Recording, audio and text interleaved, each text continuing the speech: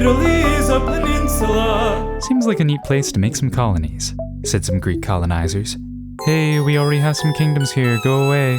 What if we mingled? The Greeks asked. No. So the cities in Italy fought with each other for dominance. At least they have a cool alphabet. Who was that? Got rid of our king, 'cause he was a jerk. Hey, let's rule by the people like our neighbors. Hey, how about we have a republic instead so we can just elect the people who deal with political shit? Well, okay, as long as power doesn't get concentrated into a single guy's hands, 'cause kings are bad. So the Romans founded a republic, and after a few hiccups, Slack. they started to beat their neighbors into submission, and the neighbors' neighbors too. Whoa there, said Carthage. We're in charge here. Rome and Carthage got in a fight over who was stronger. Rome almost lost because they had no boats, but they built up a lot of boats really quickly and ended up barely winning. Time passes and Carthage's new general has a grudge. Time for a rematch. Now with war elephants. Hannibal marched his elephants from Hispania over the mountains into Italy and almost won. But then the Romans realized that all the Carthaginians forgot to lock their doors, so they fought in the suburbs till Carthage surrendered. Then Rome declared a third war, just to genocide the Carthaginians and steal all their land, trade, slaves, and Purple. It comes from snails. yeah, put that shit right on my toga. Rome kept on conquering everyone across the whole sea to use all their money to build cool stuff like roads and aqueducts.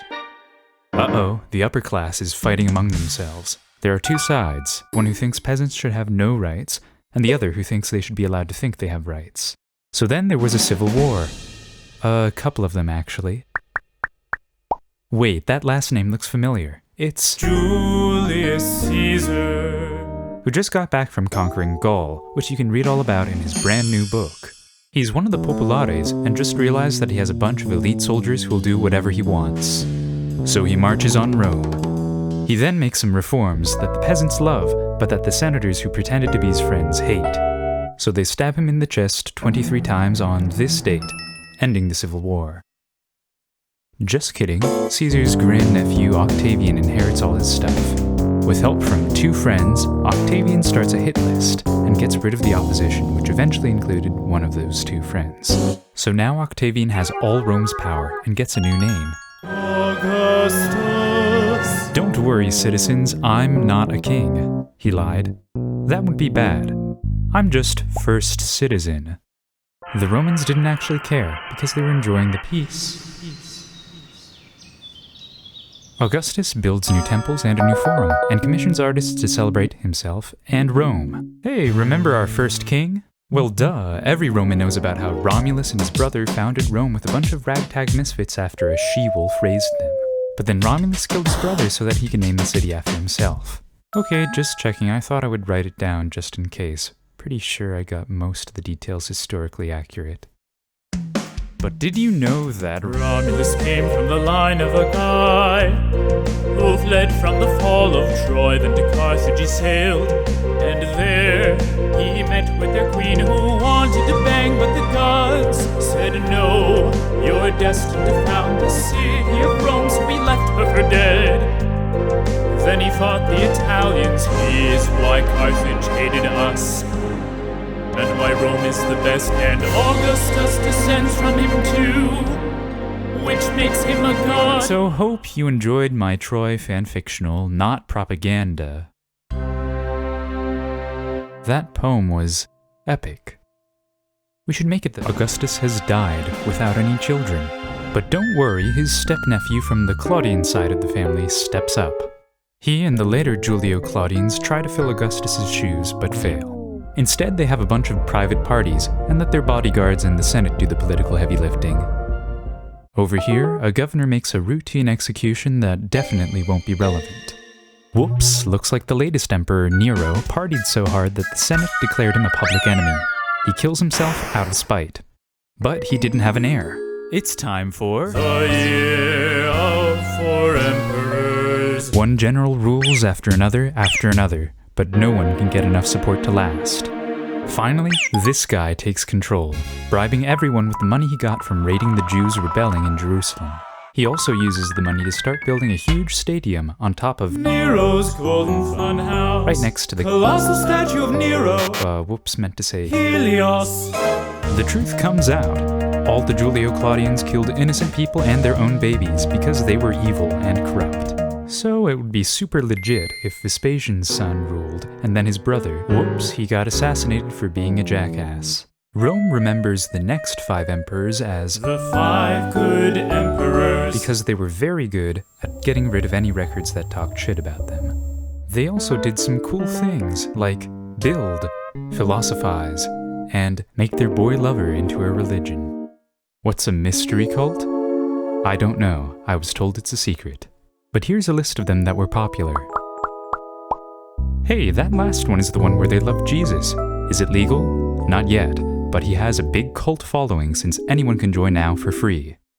Another jerk inherits the empire, his death causes another civil war, until another clique takes power. They hang in there but fall apart. Just in time for the 3rd century crisis.